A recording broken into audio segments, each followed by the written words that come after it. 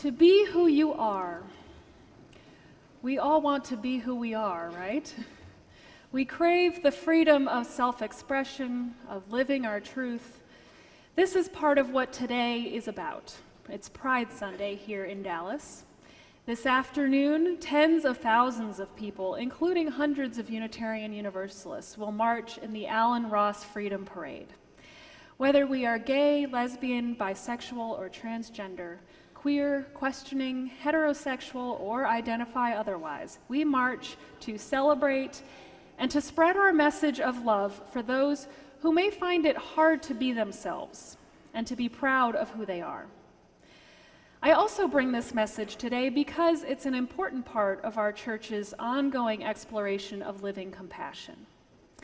As Reverend Cantor has talked about compassion these past couple weeks, he's drawn on the words of Burmese leader Aung San Suu Kyi, who describes compassion as a threefold action involving the courage to see, the courage to feel, and the courage to act. Compassion begins with the courage to see not just with our eyes, but with our hearts, the reality and the suffering of others. If we let it, seeing the suffering of others opens our heart to feel with them. Yet so often we protect ourselves by hardening our hearts or putting up a wall as soon as we see another's pain.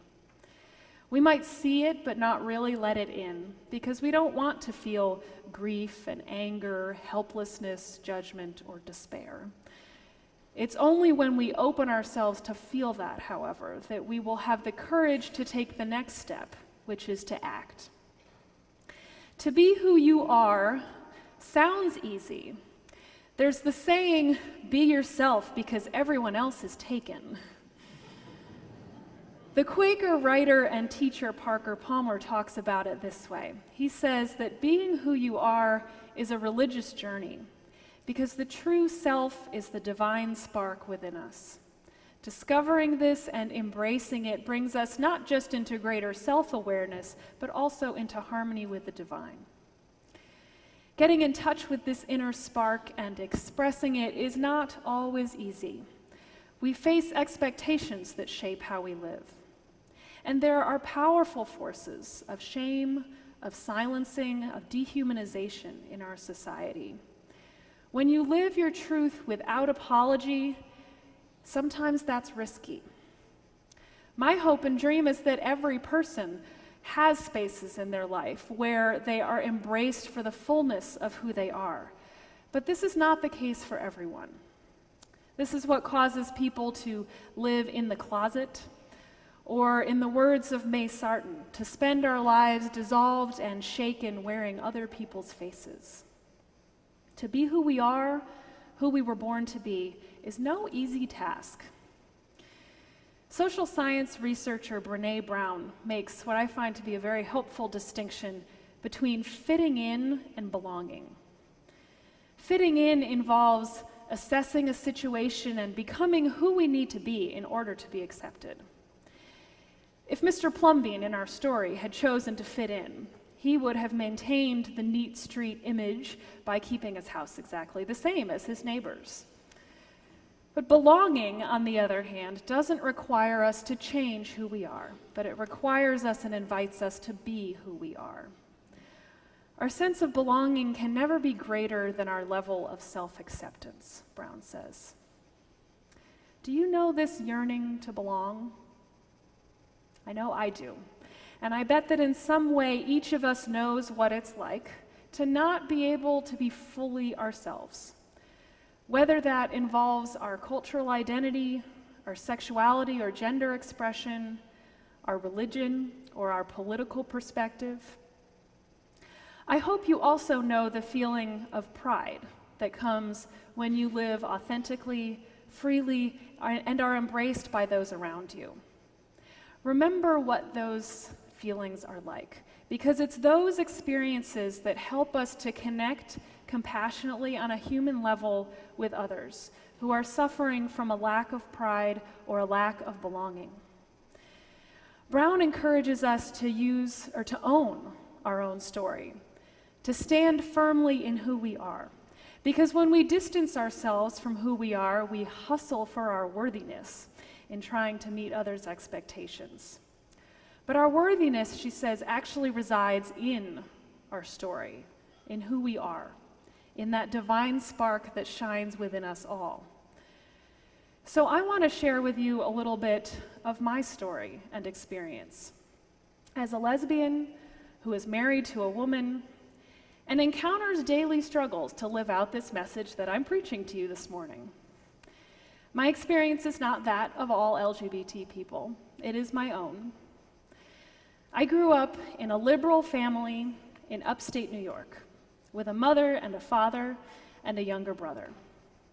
From preschool age on, I was part of a Unitarian Universalist community. And it was in that religious community, among my peers, where I first came out. I can barely express how grateful I am that it was my church where I first came out and was embraced. Many people have the exact opposite experience in their religious community. They're rejected. I knew that I belonged in Unitarian Universalism, and I didn't just have to fit in. Now, I'm not one of those people who says, I always knew I was different, or I knew from an early age. And it's not like I didn't know gay and lesbian people and see them accepted in my community, in my school, and in my church. It was really a process of awakening for me, which didn't start until college. Initially, I was worried about what people would think or how they would respond to me. I was unsure of myself and not quite ready to proudly claim who I was. When I finally got up the courage to be who I am in all the different parts of my life, for the most part, I was embraced and accepted. I've heard lots of people share a similar experience of the big build-up to telling somebody that you care about, I'm gay. And then they say, oh, I knew that. Or simply, okay, I love you. The balloon that had become puffed up with so much worry let out a big sputter as it deflated and zoomed around the room. But the decision to be who you are doesn't end there. We meet new people and encounter new situations all the time.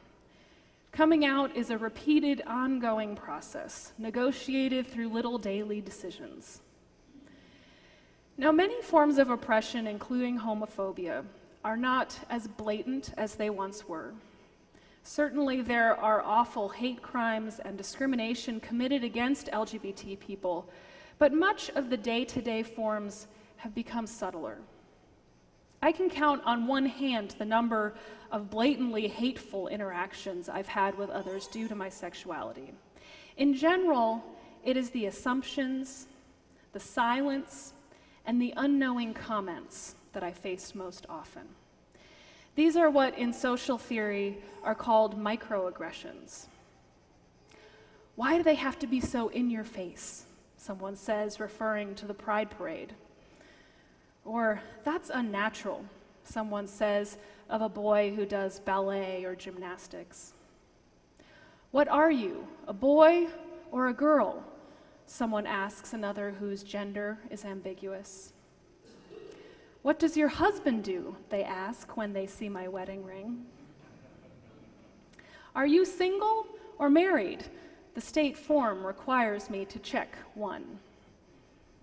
But you don't look like a lesbian, they say, either confused or trying to be reassuring. Now, the experience of some people in this room coming out 10, 20, 30 or more years ago was surely different than this. And the struggle to be yourself, to be accepted, and to be safe has evolved and is different for everyone. I was listening recently to a public radio interview that Krista Tippett did with the poet Marie Howe. They weren't talking about sexuality, but what Howe said about identity struck me. She said that identity means less to her as she grows older. Tippett replied, I have less of a need as I grow older to pin things down, too. To which Howe said, to be transparent would be nice. to move through the world transparently, that would be a relief. To be who you are, to move through the world transparently, and to belong. Sometimes this means flying your flag high and shining your light brightly, but not always. The Reverend Bill Sinkford, who's the former president of our Unitarian Universalist denomination, who went on to serve the First Unitarian Universalist Church in Portland, Oregon, said that he was surprised when he first arrived at the congregation in Portland. As UUA president, he had been very active in the movement for marriage equality in Massachusetts and around the country. So when he arrived in Portland, a congregation with a history of welcome and advocacy for LGBT people, he expected to find what he called a hotbed of advocacy. What he found was a community that was indeed a religious home for many LGBT individuals and families. Many served in leadership positions, on the board, in religious education, in the annual canvas. It sounds a lot like this church, doesn't it? As he began to get to know the LGBT people in leadership in the church, they talked about how important the church was in their lives, but not necessarily as a focal point for advocacy. What they valued so much was having a religious home where they could be comfortable being who they were. The church was a place of grace. This church is life-saving. It's life-saving because it is an inclusive community that teaches and practices truth, freedom, and authenticity. We teach people to be who you are and how to be inclusive so that others can be who they are as well. We do this from an early age in our religious education classes, and especially in our Whole Lives comprehensive sexuality education curriculum. This message is preached in worship and in classes. All people are precious and worthy, including you. We bless the unions of same-sex couples, even if the state doesn't yet recognize their validity. And we welcome families of all forms to participate in the life of the church. Now, we have our shortcomings too. We all do. We're not perfect. When I was asking around this week about borrowing a rainbow flag for the story, I was told that it's in the closet in room 305. I got a laugh out of that one too. So it's not in the closet this morning. Yeah. In this church and other Unitarian Universalist churches I've served, people have confided in me about their discomfort or their lack of understanding of the lives of LGBT people, or why someone would be transgender, or why someone would call themselves queer. We all have more to learn about how to live in beloved community. That being said, our churches have gone through an incredible transformation since we first started gay and lesbian and interweave groups 30 years ago. Not too long ago, LGBT people were fighting for a place at the table. Not as much anymore. But our churches are still an important place for education and advocacy, and a starting point for transforming our larger society into a place where all people can be who they are. We can be allies to each other. And I'm not just talking about heterosexual people being allies to LGBT people, but I, as a lesbian, can be an ally to transgender people. Despite all of the progress and how far we've come, we still need allies. We need allies because this state does not yet recognize the legitimacy of two people of the same sex who love each other. We need allies because of the outrageous homelessness and suicide rates among LGBT young people. We need allies because bullying happens in schools and on the streets and in churches. We need allies because there are not adequate protections in many workplaces to ensure that LGBT people aren't unfairly treated, mistreated, or fired. We need allies because people are harassed and sometimes even killed because of their gender identity. We need allies because assumptions, stereotypes, and fear prevent us from truly knowing one another. Being an ally requires the courage to see and recognize the suffering or oppression of others, to feel it deeply, and to act to change it.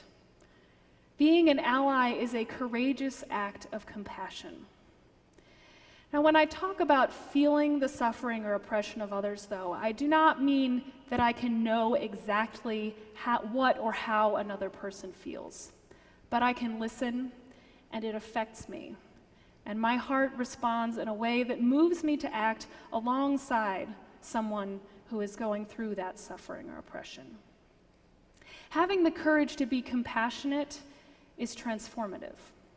For example, many people change their views on LGBT issues when they find out that someone they know and love is gay. It's that personal connection, the willingness to see and feel what someone is experiencing, that changes perspectives and lives. So as you go about this week, I invite you to open your heart to others, to see and feel their reality, their joy and suffering, and let it change you. How might you be moved to act? It's different for each of us, but perhaps it might move you to be who you are, more fully, more freely, with pride, and thereby inspire others to do the same. And that would be a blessing for your life and for all of us. Amen.